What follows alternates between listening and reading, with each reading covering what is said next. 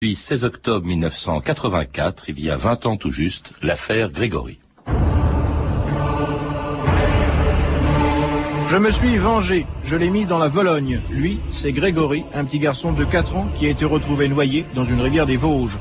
Grégory avait disparu à 17h30, son corps a été découvert à 21h hier soir.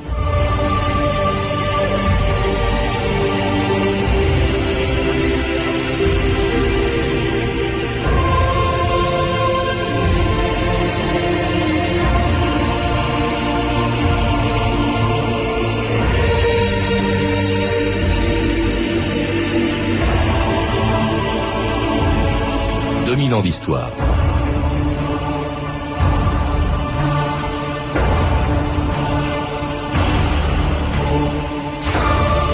Un enfant de 4 ans découvert assassiné dans une rivière, un corbeau introuvable qui revendique le crime, un suspect tué par le père de la victime, et pour couronner le tout, une mère soupçonnée d'avoir tué son propre fils. Il y avait de quoi faire du meurtre de Grégory, le 16 octobre 1984, une des plus grandes affaires criminelles de ces dernières années. Tout s'était aussi conjugué pour faire de ce meurtre une bérésina judiciaire et policière. L'incompétence des enquêteurs et le comportement de certains journalistes qui se sont pris pour des policiers et des justiciers. Comme s'ils avaient pressenti d'ailleurs l'ampleur de cette affaire que cette affaire allait prendre, toutes les rédactions, dès le début, avaient décidé d'en faire la une de tous leurs journaux. France Inter, Patrice Bertin, le 18 octobre 1984, il y a 20 ans, jour pour jour.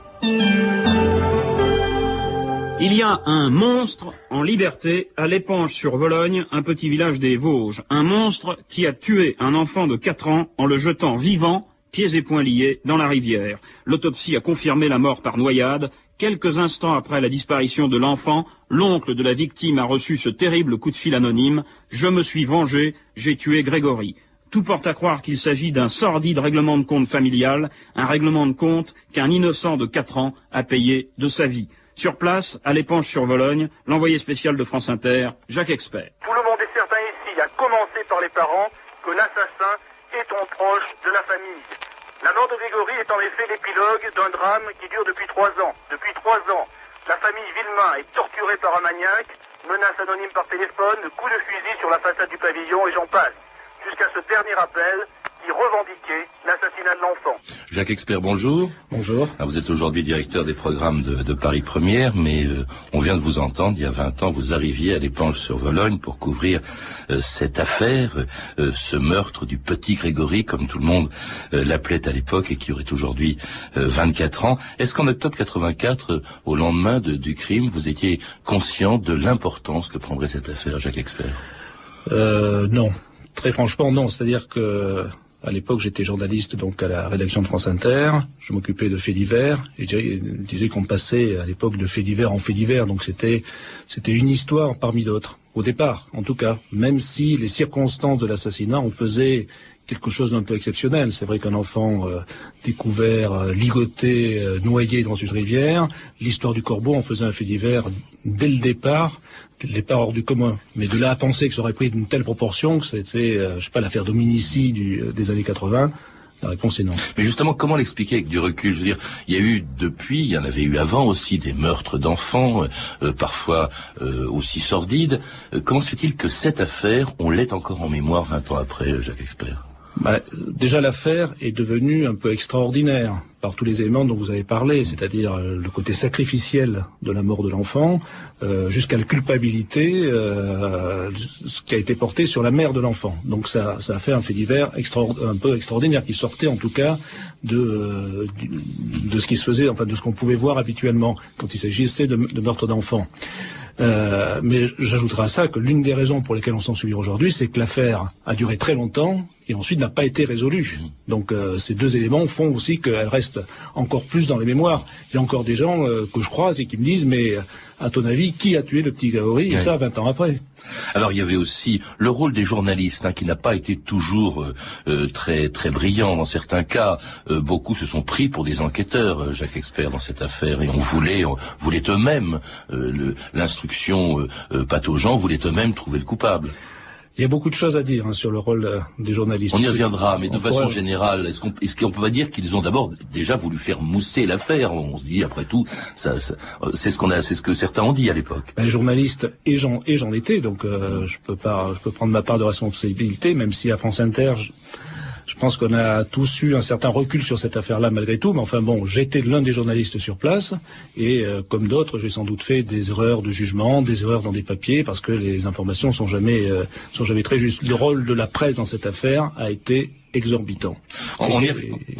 Et dépassant les limites normales du journalisme. On y reviendra, Jacques Expert. Mais il y a aussi, le côté épouvantable de ce corbeau qui se manifeste avant même qu'on ait découvert le corps de l'enfant. On l'a entendu dans les informations. Le petit Grégory disparaît vers 17h. On retrouve son corps à 21h. Mais entre les deux, il y a donc ce coup de téléphone à un oncle de Grégory. J'ai mis le fils du chef et je l'ai mis j'ai pris le fils du chef et je l'ai mis dans la Vologne. Le chef, faut préciser, c'était le père de Grégory, c'était Jean-Marie Villemin. Il y avait une affaire, tout de suite on s'oriente vers une affaire de famille et de jalousie, dès le départ. Voilà, c'est en tout cas, dès le départ, et je dirais même à l'arrivée. À l'arrivée, c'est forcément une affaire de famille. Qui a fait le coup? Ça c'est difficile. Qui a tué Grégory, c'est difficile à le savoir, même on ne le sait pas aujourd'hui. Je pense qu'il y a des gens qui ont des convictions, souvent contraires. Mais en tout cas, dès le début et encore aujourd'hui, on sait que le coupable est dans le cercle familial. Alors, ce coupable, c'est aussi très vraisemblablement, même quasiment sûrement, ce corbeau, qui ne se manifeste pas que par téléphone, mais aussi par lettre, une de cette lettre notamment. J'espère que tu mourras de chagrin, lettre adressée à Jean-Marie Villemin. J'espère que tu mourras de chagrin, le chef. Ce n'est pas ton argent qui pourra te redonner ton fils. Voilà ma vengeance, pauvre con. Je rappelle oui, c'est épouvantable. Je rappelle que, pourquoi il l'appelle le chef? Parce qu'il est contremaître, parce que le succès de Jean-Marie Villemin fait des jaloux dans la région. C'est ce qui se dit. Peut-être pas autant qu'on a pu le lire ou le dire. Je pense oui et non. Enfin, il n'avait pas non plus une réussite sociale, il roulait pas en BMW dans la Vologne. Il avait, si je me souviens bien, une ER12, une voiture comme ça. Donc c'était relativement une réussite modeste. Donc ce côté réussite aussi, vous savez, la presse en a été l'un des artisans de ce côté réussite. C'est-à-dire a construit la réussite de Jean-Marie Villemin pour l'opposer à la non-réussite de beaucoup de gens qui étaient dans la famille. Il n'avait pas si réussi que ça. Il avait un petit pavillon, une petite voiture, une petite vie et une petite profession et un salaire relativement modeste. Donc c'était pas un grand chef si c'était un chef. En tout cas, les lettres du corbeau font que les premières expertises graphologiques ces lettres ont attribué un premier suspect arrêté quelques jours à peine après la découverte du corps de Grégory. France Inter, Patrice Bertin, le 5 novembre 1984. À l'heure où je vous parle, le meurtrier présumé du petit Grégory Villemin est sous les verrous. Il s'agit de Bernard Laroche, un cousin de la famille. Les gendarmes l'ont arrêté en fin de matinée à son travail. Bernard Laroche clame son innocence, mais il a été inculpé d'assassinat et aussitôt emprisonné. Sur place, dans les Vosges, l'envoyé spécial de France Inter, Jacques Expert. Bernard Laroche sort du palais de justice en bleu de travail, les menottes au poignet. Direction de la prison de Nancy, il vient d'être inculpé d'assassinat. Bernard Laroche, les larmes aux yeux, hurle son innocence. Bernard Laroche, pourquoi vous avez fait ça? Je n'ai rien fait du tout. Vous êtes innocent? Oui, je suis innocent. Je suis innocent. C'est le témoignage de Muriel, sa nièce de 15 ans, qui l'a trahi. Bernard Laroche, Jacques Expert, c'était donc un cousin de Jean-Marie Villemin, trahi par sa propre belle-sœur. C'est vraiment extraordinaire, tous les rebondissements de cette affaire. Ça, c'est le premier. Sa belle-sœur Muriel, qui va d'ailleurs se rétracter. Oui, je voudrais, juste avant de répondre à votre question, il y a, dans ce qu'on vient d'entendre, quelque chose je trouve, d'extraordinaire avec le recul. C'est que il y a quelqu'un qui sort menotté du palais de justice et qui répond aux questions des journalistes. Oui. Ça, ça démontre bien dans quel univers médiatique se passait cette affaire, c'est-à-dire que les journalistes ont pu, à la sortie du palais de justice, alors qu'il vient d'être inculpé d'assassinat, interroger celui qui est inculpé. Je trouve ça extraordinaire aujourd'hui en réentendant ce témoignage. Alors pour en venir à votre question, effectivement, c'est sa nièce de 15 ans, sa belle-sœur de 15 ans, qui est interrogée par les policiers, donne le nom, dit qu'elle est allée chercher le petit Grégory avec Bernard Laroche. Et ensuite, donc ça se passe en fin de semaine. Je pense que là, il y a l'une des nombreuses erreurs de procédure, c'est que le juge Lambert aurait dû l'interroger tout de suite, puisqu'elle fait ses aveux aux gendarmes. Le juge Lambert décide de partir en week-end et laisse passer ce long week-end, ce week-end, et ne la réinterroge que le lundi. Donc pendant 2 jours, elle a le temps de maturer un peu, elle maintient quand même son témoignage le lundi, et c'est ensuite que Bernard Laroche est arrêté. Vous parlez d'erreurs dans l'instruction donc du juge Lambert. Il a été très critiqué. Il faut rappeler que c'était un jeune juge qui débarquait un petit peu, mais très sûr de lui, alors qu'il a pris des points de vue tout à fait contradictoires. Il a été critiqué, et je pense, dans le fond, après, il s'agit pas de juger à personne, mais dans la conduite de son instruction, critiquable. Il a fait des erreurs de juge d'instruction. Alors après, on peut dire qu'il était jeune, qu'il avait 33 ans, qu'il était tout seul, c'est vrai qu'il avait énormément de dossiers à traiter en même temps, mais il a manqué, je dirais, pour le moins de rigueur, et surtout, et la rigueur à la fois dans la façon dont il a mené son instruction, mais de rigueur dans ses relations avec les enquêteurs. Un juge d'instruction, c'est lui qui dirige l'enquête en réalité. Or, que ce soit à l'époque des gendarmes ou ensuite par les policiers, c'était les gendarmes et les policiers qui dirigent l'enquête, et non pas lui. Donc ça a été la deuxième erreur. Et la troisième erreur, c'est dans ses relations avec les avocats, où là encore, il n'avait pas la main. Et la quatrième erreur, c'est aussi dans ses relations avec les journalistes, où là encore, les journalistes, moi j'ai assisté à des choses, à des moments, je peux vous en citer 2 rapidement, un dîner auquel j'ai assisté, où l'un des journalistes, après l'arrestation de Bernard Laroche, a lu un poème à la gloire du juge Lambert. Ça paraît extraordinaire, mais c'est la vérité. Il a sorti un papier, je me souviens plus des rimes, mais un poème en vers à la gloire du juge Lambert. Et la deuxième, un peu plus tard, quand le journaliste d'un grand hebdomadaire, ça je l'ai entendu à travers la porte vitrée, a exigé l'inculpation de Christine Villemain en disant: quand est-ce que tu vas l'inculper, cette salope? C'est incroyable Donc je peux vous dire que en plus avec une enquête quand même qui était bâclée dès le début, on n'a pas fait dans l'autopsie, on n'a pas vérifié s'il y avait de l'eau de la Vologne dans les poumons du petit Grégory, si bien qu'on ne sait pas s'il est mort avant ou après avoir été jeté dans la Vologne. Il y a eu des pièces à conviction qui ont été rendues inutilisables. Enfin bref, faute de preuves en tout cas, et alors qu'il commence justement à soupçonner Christine Villemain, le juge Lambert décide de libérer Bernard Laroche après 3 mois de prison, et alors que Jean-Marie Villemain reste persuadé de sa culpabilité et décide de faire justice lui-même. France Inter, Pierre Veil, le 29 mars 1985.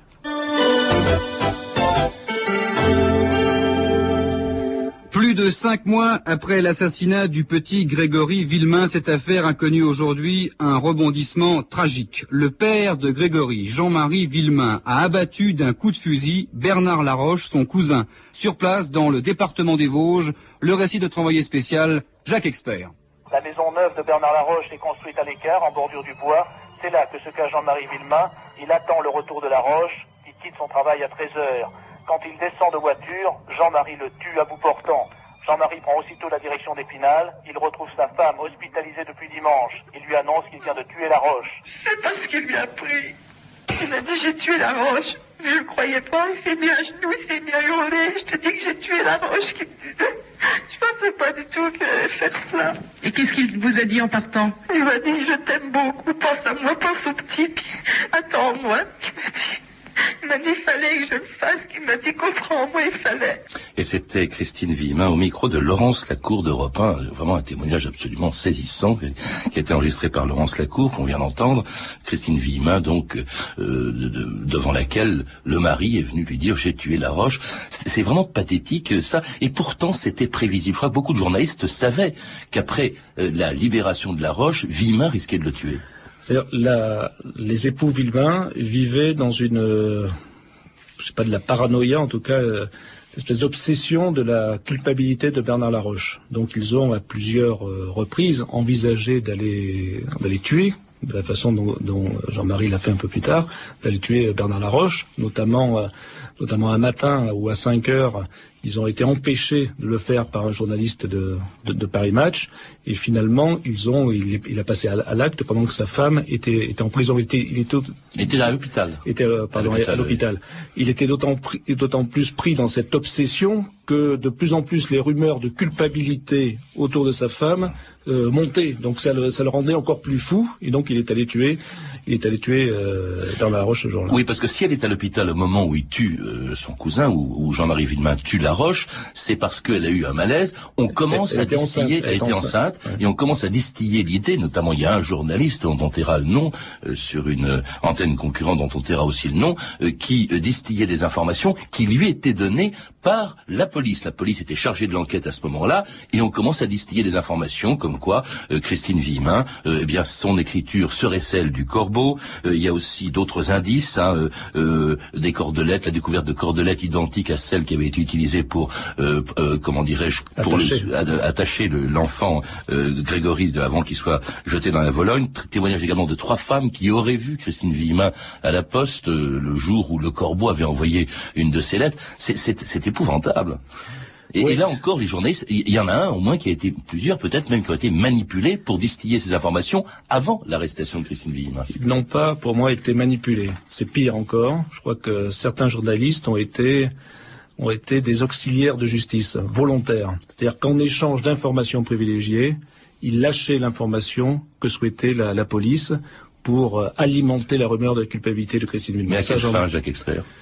Tout simplement parce qu'eux-mêmes étaient persuadés de la culpabilité de Christine Villemain, et ils travaillaient presque objectivement avec la police ils avaient les meilleures informations par cette collaboration. C'était de la collaboration. Mais quel est l'intérêt de la police à distiller ces informations? C'est faire pression sur Christine Villemain? La faire craquer? À la fois sur elle et sur l'opinion publique. En tout cas, justement, c'est après la diffusion de ces premières informations que Christine Villemain est inculpée. Écoutez les informations d'Antenne 2 et de France Inter le 5 juillet 1985. Christine Villemain, la mère du petit Grégory, inculpée de l'assassinat de son fils par le juge d'instruction, elle a été immédiatement écrouée. Christine Villemain était encore sans entrave lorsqu'elle s'est présentée devant le juge Lambert au palais de justice d'Épinal. Il était 16h30. 2 heures plus tard, elle était inculpée d'homicide volontaire sur la personne de son fils Grégory et écrouée à la prison de Metz. Inculpée et non pas coupable. Il n'est pas superflu de le rappeler dans cette affaire si fertile en coups de théâtre et en accusations sans preuve. Maître Garot, avocat de la famille Villemain, vient tout juste de répondre aux journalistes qui se pressent devant le palais de justice d'Épinal. Maître Garot au micro de Claudine Cunard, Radio France Nancy. Au moment où cette mère, portant en son sein le frère ou la sœur de Grégory, est jetée en prison, l'irréparable vient d'être commis. Les pressions d'une certaine presse ont été plus fortes que les procès-verbaux de gendarmerie et les accusations de Muriel. Et c'était l'inculpation, à l'époque on ne disait pas encore mise en examen, de Christine Villemain le 5 juillet 85, le deuxième rebondissement après l'assassinat de Bernard Laroche dans cette affaire. Mais alors vraiment, là c'est une mère que l'on soupçonne d'avoir tué son propre fils. Oui, je ne veux pas dire, là c'est vraiment l'accusation la plus terrible qui soit. Donc... Oui, et quelle est la responsabilité? On a entendu l'avocat donc de Christine Villemain, Maître Garot, qui disait et qui en voulait aux journalistes. C'est la conséquence d'une certaine presse, dit-il. Pourquoi? Je crois que votre question est assez difficile.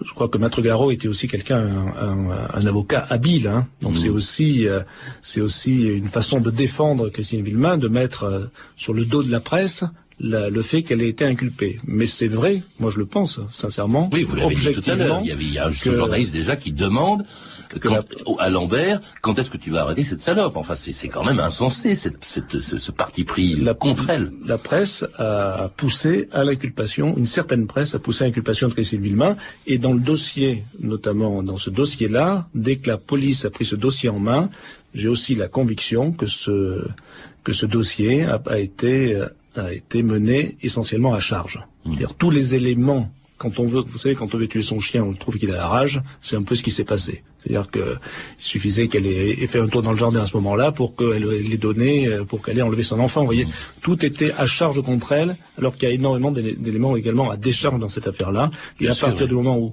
il y a eu cet acharnement parce que je pense qu'il y a eu de l'acharnement pour prouver la culpabilité de Christine Villemain. À partir de là, tout a été faussé et accéléré par la presse. Donc Maître Garot a à la fois raison de le dire, après il a beau jeu de le dire, évidemment, parce que il est dans son rôle de défenseur. Parce qu'il y a quand même alors là, c'était le 17 juillet, c'est à peine une dizaine de jours après l'arrestation de Christine Villemain, il y a cet article absolument insensé, là c'est plus des journalistes, mais c'est dans un journal, Libération, Marguerite Duras, qui sort cet article, sublime, forcément sublime Christine V, c'est-à-dire qu'elle trouve à la fois ce crime génial et qu'elle soupçonne Christine Villemain de l'avoir commis. Oui, et là c'est vraiment du délire, on peut le dire, du délire intellectuel en fait, parce que cette affaire, elle ne l'a vécue, elle, qu'à travers ses propres fantasmes, je pense, sa propre lecture épisodique de la presse, et elle a forgé un personnage de roman à travers ça. C'est-à-dire, pour avoir été là, dans la Vologne, quand elle était présente, elle est restée une journée. Vous l'avez vu vous-même, elle est arrivée. Il ne s'agit pas de faire une enquête à proprement parler, mais de donner ses impressions, si j'ai bien compris. Elle est arrivée le soir, elle a été prise en main par le journaliste de Libération, et le lendemain, ils ont fait le tour du propriétaire, je dirais, c'est-à-dire les principaux endroits où la Vologne, la maison des Villemain, etc. La visite a duré quelques heures, elle est rentrée à Paris, et sublime, forcément sublime, a été écrit après, quoi. Donc elle est arrivée avec une sorte de conviction, elle est juste venue s'imprégner des lieux pour affirmer, mais intellectuellement, sa conviction. C'était le titre de l'article, mais elle laissait entendre grosso modo que Christine Villemain était une espèce de Madame Bovary qui s'ennuyait, victime, disait-elle aussi, écrivait-elle, je parle de Marguerite Duras, d'un mari peut-être brutal. C'est quand même incroyable de pouvoir asséner ces choses-là dans un grand quotidien comme ça. En plus, c'est du pur fantasme. Ouais. Du fantasme total. Donc effectivement, après, c'est Marguerite Duras. Donc il y a toujours l'excuse d'un journal comme Libération de dire c'est presque une œuvre littéraire qu'elle a fait, quoi. Ça je dirais la seule justification admissible.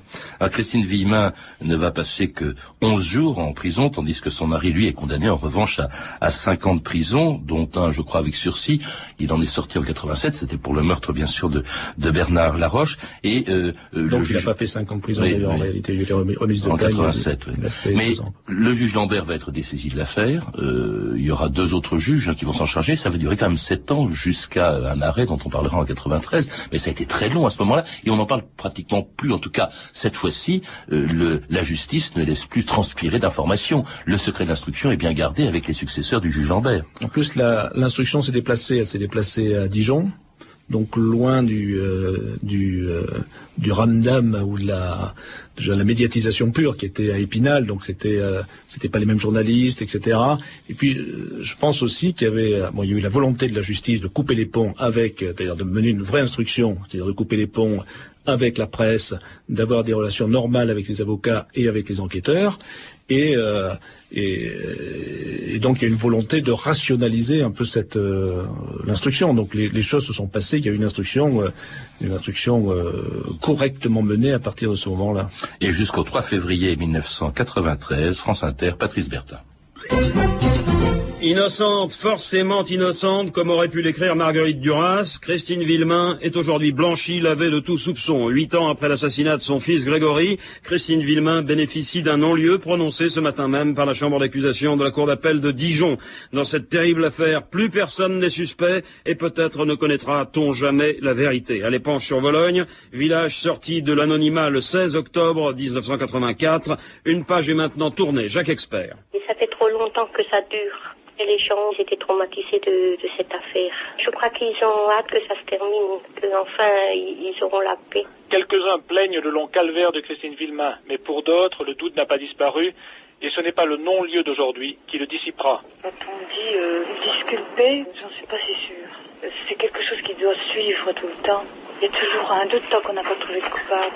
Et il y aura toujours un doute puisque 11 ans après cette archive de 93, 20 ans après le meurtre de Grégory, on ne sait toujours pas qui est le coupable, Jacques Expert. Est-ce qu'on le saura un jour? Là, moi, en tout cas, j'espère qu'on le saura un jour, parce que c'est quand même une affaire qui a vraiment marqué ma carrière de journaliste, et je suis toujours, j'aimerais savoir qui a tué le petit Grégory.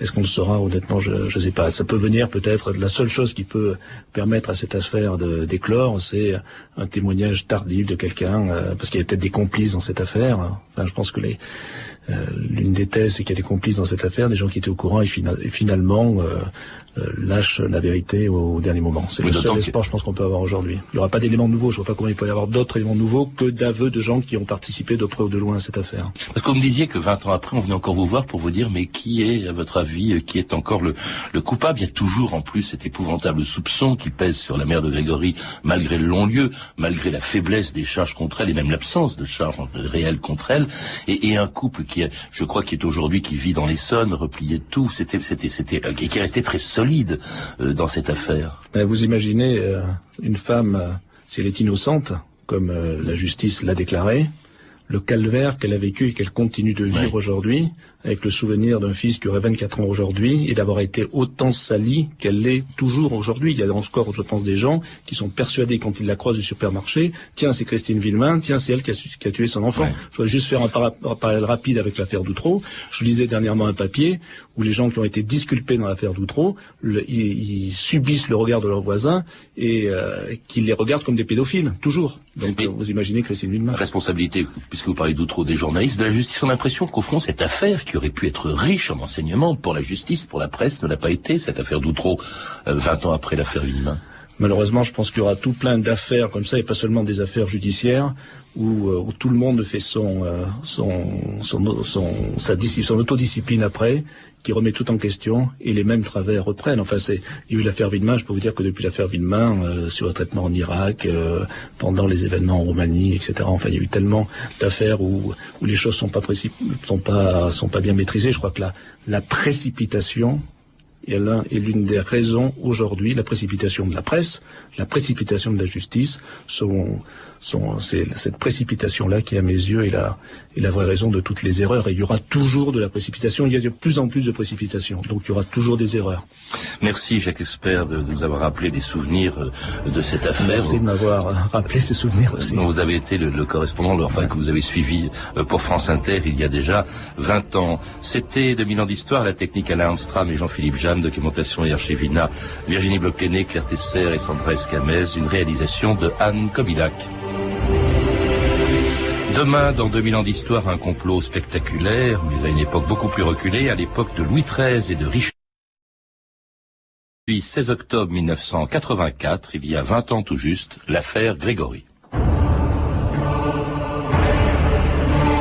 Je me suis vengé, je l'ai mis dans la Vologne. Lui, c'est Grégory, un petit garçon de 4 ans qui a été retrouvé noyé dans une rivière des Vosges. Grégory avait disparu à 17h30, son corps a été découvert à 21h hier soir.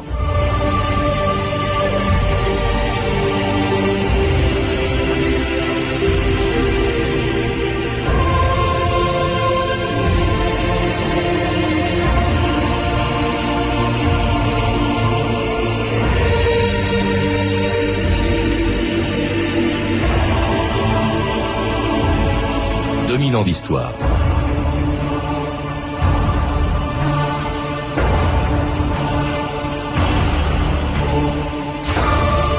Un enfant de 4 ans découvert assassiné dans une rivière, un corbeau introuvable qui revendique le crime, un suspect tué par le père de la victime, et pour couronner le tout, une mère soupçonnée d'avoir tué son propre fils. Il y avait de quoi faire du meurtre de Grégory, le 16 octobre 1984, une des plus grandes affaires criminelles de ces dernières années. Tout s'était aussi conjugué pour faire de ce meurtre une bérésina judiciaire et policière. L'incompétence des enquêteurs et le comportement de certains journalistes qui se sont pris pour des policiers et des justiciers. Comme s'ils avaient pressenti d'ailleurs l'ampleur de cette affaire que cette affaire allait prendre, toutes les rédactions, dès le début, avaient décidé d'en faire la une de tous leurs journaux. France Inter, Patrice Bertin, le 18 octobre 1984, il y a 20 ans, jour pour jour. Il y a un monstre en liberté à l'Épanche-sur-Vologne, un petit village des Vosges. Un monstre qui a tué un enfant de 4 ans en le jetant vivant, pieds et poings liés, dans la rivière. L'autopsie a confirmé la mort par noyade. Quelques instants après la disparition de l'enfant, l'oncle de la victime a reçu ce terrible coup de fil anonyme. « Je me suis vengé, j'ai tué Grégory ». Tout porte à croire qu'il s'agit d'un sordide règlement de compte familial, un règlement de compte qu'un innocent de 4 ans a payé de sa vie. Sur place, à l'Épanche-sur-Vologne, l'envoyé spécial de France Inter, Jacques Expert. Tout le monde est certain ici, à commencer par les parents, que l'assassin est un proche de la famille.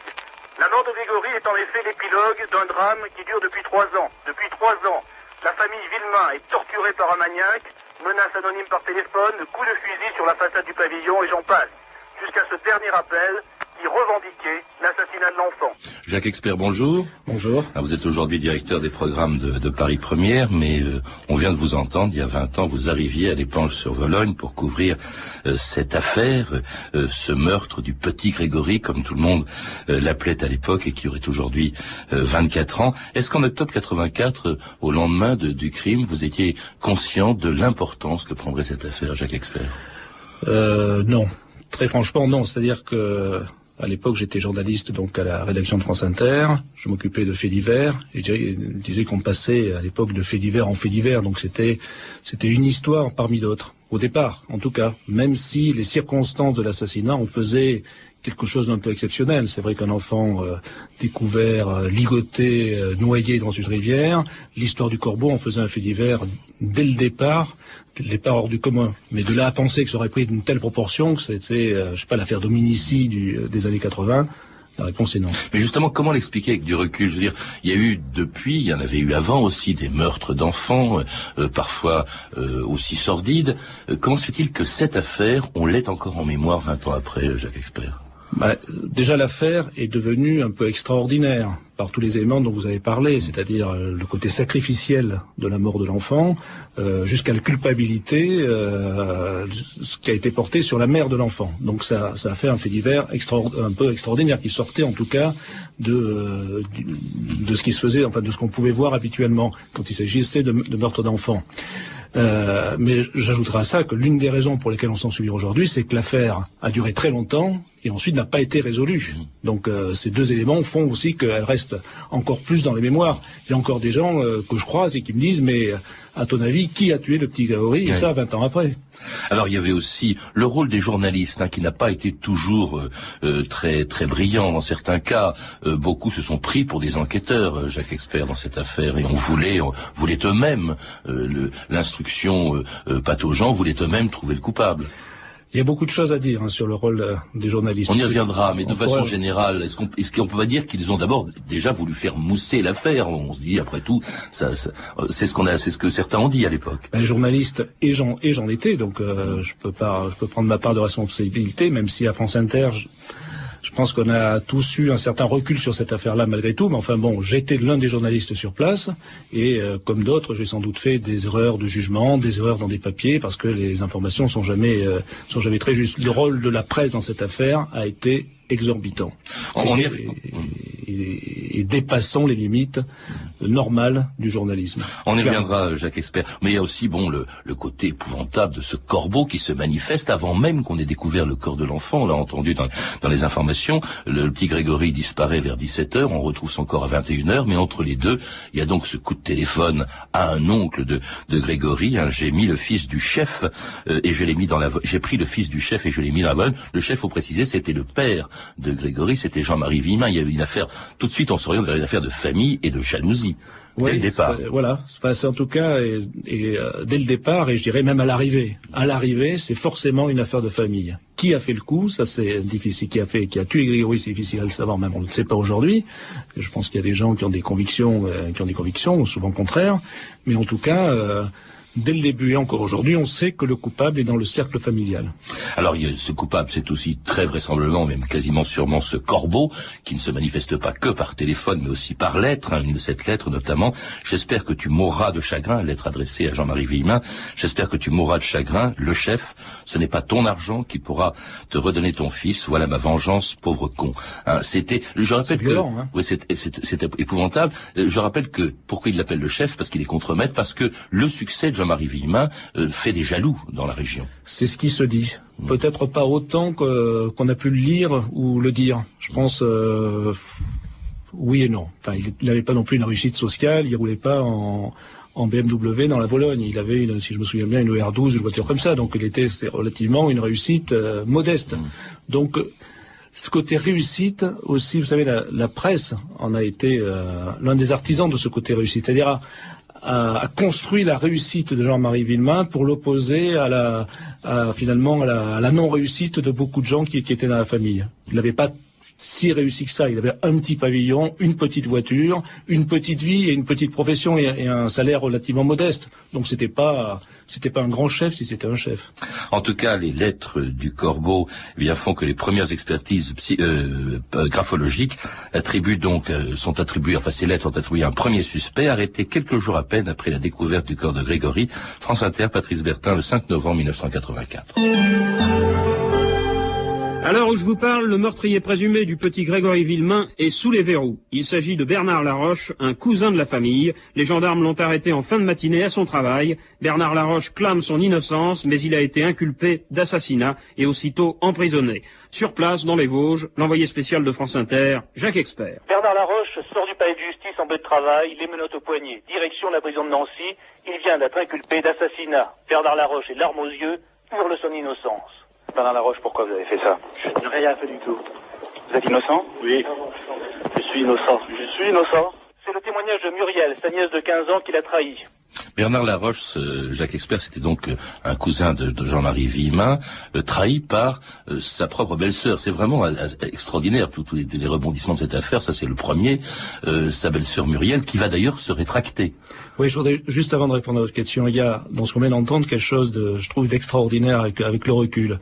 C'est que il y a quelqu'un qui sort menotté du palais de justice et qui répond aux questions des journalistes. Oui. Ça, ça démontre bien dans quel univers médiatique se passait cette affaire, c'est-à-dire que les journalistes ont pu, à la sortie du palais de justice, alors qu'il vient d'être inculpé de l'assassinat, interroger celui qui est inculpé. Je trouve ça extraordinaire aujourd'hui en réentendant ce témoignage. Alors, pour en venir à votre question, effectivement, c'est sa nièce de 15 ans, sa belle-sœur de 15 ans, qui est interrogée par les policiers, donne le nom, dit qu'elle est allée chercher le petit Grégory avec Bernard Laroche.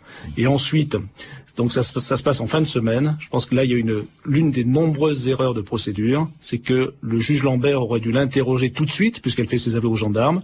Le juge Lambert décide de partir en week-end et laisse passer ce long week-end, ce week-end, et ne la réinterroge que le lundi. Donc pendant 2 jours, elle a le temps de maturer un peu. Elle maintient quand même son témoignage le lundi, et c'est ensuite que Bernard Laroche est arrêté. Vous parlez d'erreurs dans l'instruction donc du juge Lambert. Il a été très critiqué. Il faut rappeler que c'était un jeune juge qui débarquait un petit peu, mais très sûr de lui, alors qu'il a pris des points de vue tout à fait contradictoires.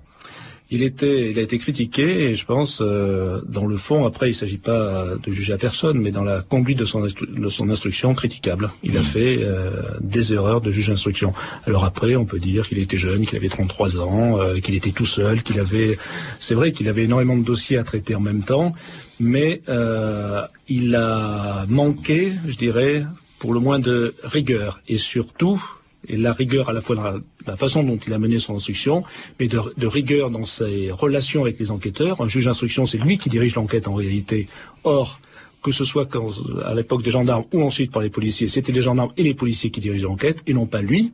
Donc ça a été la deuxième erreur. Et la troisième erreur, c'est dans ses relations avec les avocats, où là encore, il n'avait pas la main. Et la quatrième erreur, c'est aussi dans ses relations avec les journalistes, où là encore, les journalistes, moi j'ai assisté à des choses, à des moments, je peux vous en citer 2 rapidement, un dîner auquel j'ai assisté, où l'un des journalistes, après l'arrestation de Bernard Laroche, a lu un poème à la gloire du juge Lambert. Ça paraît extraordinaire, mais c'est la vérité. Il a sorti un papier, je me souviens plus des rimes, mais un poème en vers à la gloire du juge Lambert. Et la deuxième, un peu plus tard, quand le journaliste d'un grand hebdomadaire, ça je l'ai entendu à travers la porte vitrée, a exigé l'inculpation de Christine Villemain en disant: quand est-ce que tu vas l'inculper, cette salope? C'est incroyable, Donc, je peux vous dire que En plus, avec une enquête quand même qui a été bâclée dès le début, on n'a pas fait, dans l'autopsie, on n'a pas vérifié s'il y avait de l'eau de la Vologne dans les poumons du petit Grégory, si bien qu'on ne sait pas s'il est mort avant ou après avoir été jeté dans la Vologne.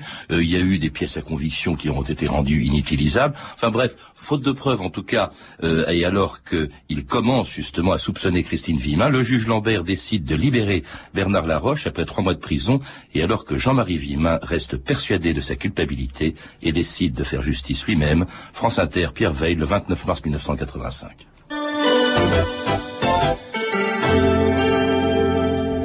Plus Plus de 5 mois après l'assassinat du petit Grégory Villemain, cette affaire a connu aujourd'hui un rebondissement tragique. Le père de Grégory, Jean-Marie Villemain, a abattu d'un coup de fusil Bernard Laroche, son cousin, sur place dans le département des Vosges. Le récit de notre envoyé spécial, Jacques Expert. La maison neuve de Bernard Laroche est construite à l'écart, en bordure du bois. C'est là que se cache Jean-Marie Villemain. Il attend le retour de Laroche, qui quitte son travail à 13h. Quand il descend de voiture, Jean-Marie le tue à bout portant. Jean-Marie prend aussitôt la direction d'Épinal. Il retrouve sa femme hospitalisée depuis dimanche. Il lui annonce qu'il vient de tuer Laroche. C'est parce qu'il lui a pris. Il m'a dit j'ai tué Laroche. Je ne le croyais pas. Il s'est mis à genoux, il s'est mis à hurler. Je te dis que j'ai tué Laroche. Qui me disait. Je pensais pas du tout qu'il allait faire ça. Et qu'est-ce qu'il vous a dit en partant? Il m'a dit je t'aime beaucoup. Pense à moi, pense au petit. Puis attends-moi. Il m'a dit il fallait que je le fasse, il m'a dit comprends-moi, il fallait. Et c'était Christine Villemin au micro de Laurence Lacour d'Europe 1, vraiment un témoignage absolument saisissant qui a été enregistré par Laurence Lacour, qu'on vient d'entendre. Christine Villemin, donc, devant laquelle le mari est venu lui dire « j'ai tué Laroche ». C'est vraiment pathétique, ça. Et pourtant, c'était prévisible. Je crois que beaucoup de journalistes savaient qu'après la libération de Laroche, Villemin risquait de le tuer.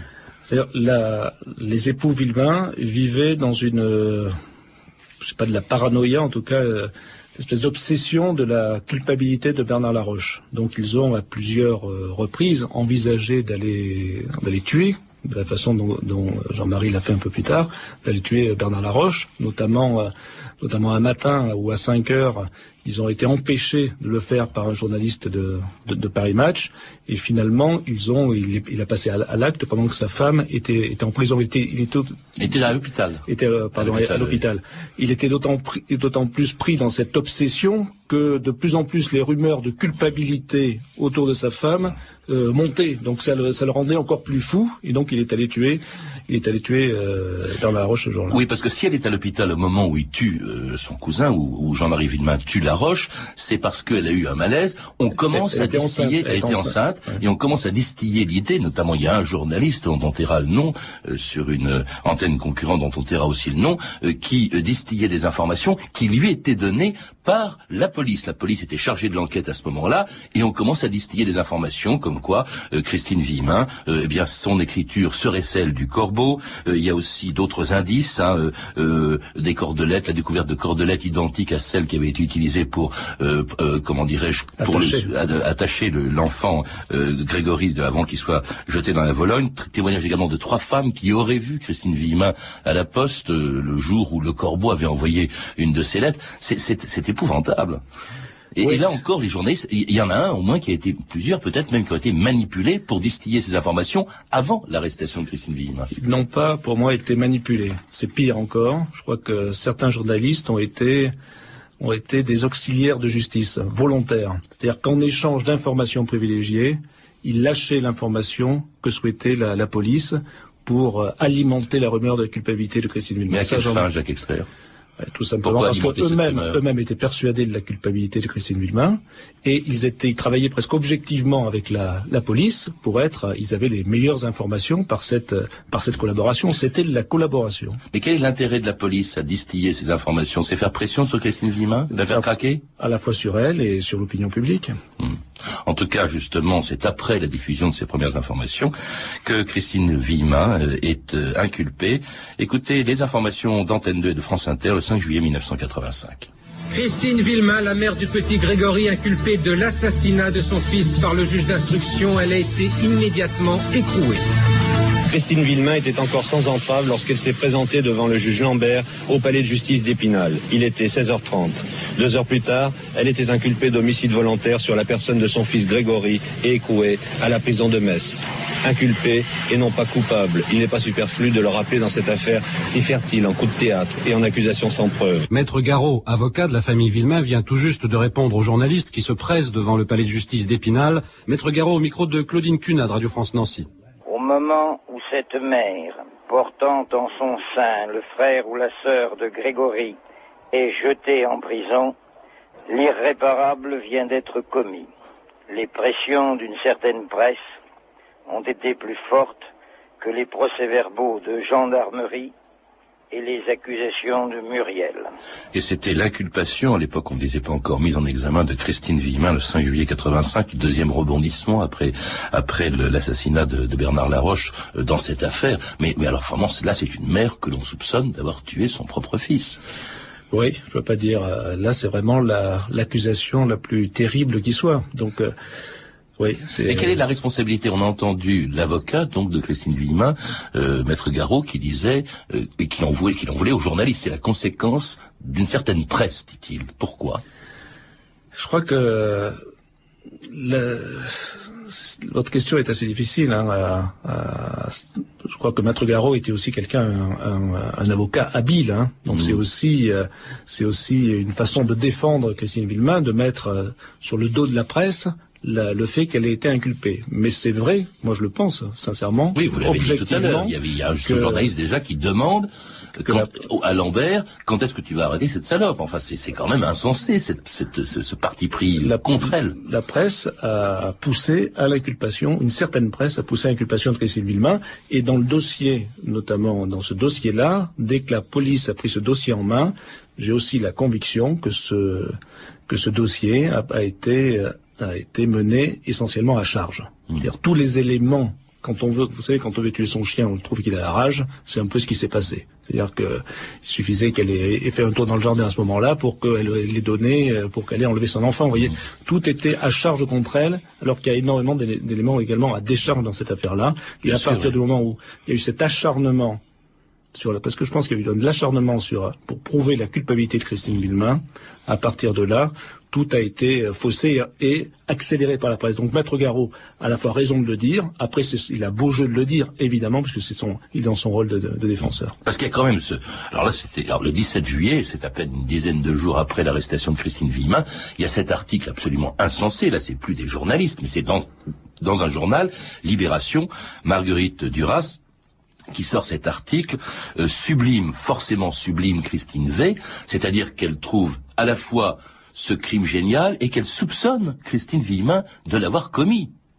Oui, et là c'est vraiment du délire, on peut le dire, du délire intellectuel en fait, parce que cette affaire, elle ne l'a vécue, elle, qu'à travers ses propres fantasmes, je pense, sa propre lecture épisodique de la presse, et elle s'est forgé elle a forgé un personnage de roman à travers ça. C'est-à-dire, pour avoir été là, dans la Vologne, quand elle était présente, elle est restée une journée. Vous l'avez vu vous-même, elle est arrivée. Il ne s'agit pas de faire une enquête à proprement parler, mais de donner ses impressions, si j'ai bien compris. Elle est arrivée le soir, elle était prise en main par le journaliste de Libération, et le lendemain, ils ont fait le tour du propriétaire, je dirais, c'est-à-dire les principaux endroits où la Vologne, la maison des Villemin, etc. La visite a duré quelques heures, elle est rentrée à Paris, et forcément sublime, a été écrit après, quoi. Donc elle est arrivée avec une sorte de conviction, elle est juste venue s'imprégner des lieux pour affirmer, mais intellectuellement, sa conviction. C'était le titre de l'article, mais elle laissait entendre grosso modo que Christine Villemin était une espèce de Madame Bovary qui s'ennuyait, victime, disait-elle aussi, écrivait-elle, je parle de Marguerite Duras, d'un mari peut-être brutal. C'est quand même incroyable de pouvoir asséner ces choses-là dans un grand quotidien comme ça. En plus, c'est du pur fantasme. Ouais. Du fantasme total. Donc effectivement, après, c'est Marguerite Duras. Donc il y a toujours l'excuse d'un journal comme Libération de dire c'est presque une œuvre littéraire qu'elle a fait, quoi. Ça c'est je dirais la seule justification admissible. Alors, Christine Villemin ne va passer que 11 jours en prison, tandis que son mari, lui, est condamné en revanche à 5 ans de prison, dont un, je crois, avec sursis. Il en est sorti en 87, c'était pour le meurtre, bien sûr, de Bernard Laroche. Et donc il n'a pas fait 5 ans de prison, d'ailleurs, en réalité, il était remise de peine. En 87, oui. Mais le juge Lambert va être dessaisi de l'affaire. Il y aura 2 autres juges qui vont s'en charger. Ça va durer quand même 7 ans jusqu'à un arrêt dont on parlera en 93. Mais ça a été très long à ce moment-là. Et on n'en parle pratiquement plus. En tout cas, cette fois-ci, la justice ne laisse plus transpirer d'informations. Le secret de l'instruction est bien gardé avec les successeurs du juge Lambert. En plus, l'instruction s'est déplacée. Elle s'est déplacée à Dijon. Donc loin du ramdam ou de la médiatisation pure qui était à Épinal, donc c'était pas les mêmes journalistes, etc. Et puis je pense aussi qu'il y avait il y a eu la volonté de la justice de couper les ponts c'est-à-dire de mener une vraie instruction, c'est-à-dire de couper les ponts avec la presse, d'avoir des relations normales avec les avocats et avec les enquêteurs. Et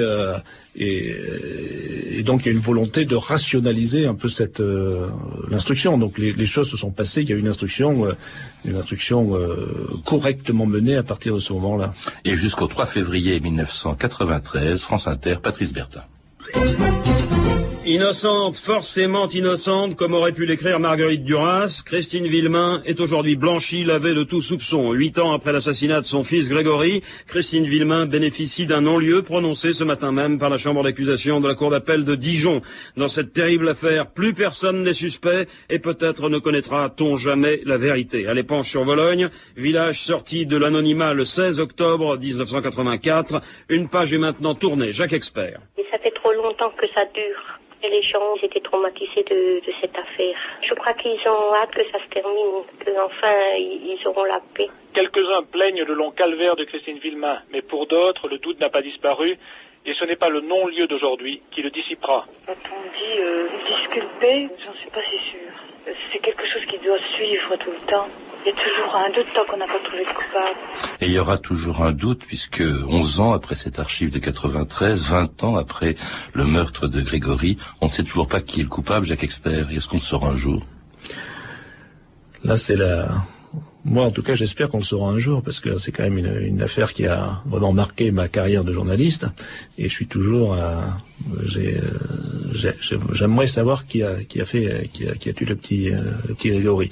Est-ce qu'on le saura? Honnêtement, je sais pas. Ça peut venir peut-être. La seule chose qui peut permettre à cette affaire d'éclore, c'est un témoignage tardif de quelqu'un, parce qu'il y a peut-être des complices dans cette affaire. Enfin, je pense que l'une des thèses, c'est qu'il y a des complices dans cette affaire, des gens qui étaient au courant et finalement lâchent la vérité au dernier moment. C'est le seul espoir, je pense, qu'on peut avoir aujourd'hui. Il n'y aura pas d'éléments nouveaux. Je ne vois pas comment il peut y avoir d'autres éléments nouveaux que d'aveux de gens qui ont participé de près ou de loin à cette affaire. Parce que vous me disiez que 20 ans après, on venait encore vous voir pour vous dire, mais qui est, à votre avis, qui est encore le coupable? Il y a toujours, en plus, cet épouvantable soupçon qui pèse sur la mère de Grégory, malgré le long-lieu, malgré la faiblesse des charges contre elle, et même l'absence de charges réelles contre elle, et un couple qui, je crois, qui est aujourd'hui, qui vit dans l'Essonne, replié de tout, et qui est resté très solide dans cette affaire. Vous imaginez une femme, si elle est innocente, comme la justice l'a déclaré, le calvaire qu'elle a vécu et qu'elle continue de vivre aujourd'hui, avec le souvenir d'un fils qui aurait 24 ans aujourd'hui, et d'avoir été autant salie qu'elle l'est toujours aujourd'hui. Il y a encore, je pense, des gens qui sont persuadés, quand ils la croisent du supermarché, tiens, c'est Christine Villemain, tiens, c'est elle qui a tué son enfant. Ouais. Je voudrais juste faire un parallèle rapide avec l'affaire d'Outreau. Je lisais dernièrement un papier où les gens qui ont été disculpés dans l'affaire d'Outreau, ils subissent le regard de leurs voisins et qu'ils les regardent comme des pédophiles, toujours. Donc vous imaginez Christine Villemain. Responsabilité, puisque vous parlez d'Outreau, des journalistes, de la justice, on a l'impression qu'au fond, cette affaire qui aurait pu être riche en enseignements pour la justice, pour la presse, ne l'a pas été, cette affaire d'Outreau, 20 ans après l'affaire Villemain. Malheureusement, je pense qu'il y aura tout plein d'affaires comme ça, et pas seulement des affaires judiciaires, où tout le monde fait son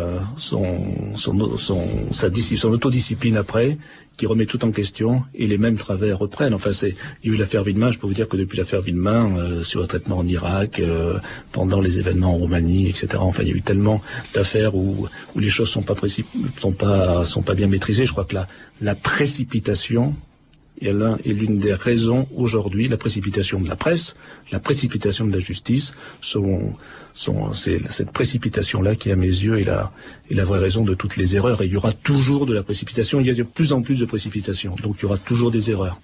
Merci Jacques Expert de nous avoir rappelé des souvenirs de cette affaire. Merci de m'avoir rappelé ces souvenirs aussi. Dont vous avez été le correspondant, que vous avez suivi pour France Inter il y a déjà 20 ans. C'était 2000 ans d'histoire, la technique Alain Armstrong et Jean-Philippe Jeanne, documentation et archivina, Virginie Bloch-Léné, Claire Tesser et Sandra Escamez, une réalisation de Anne Kobilac.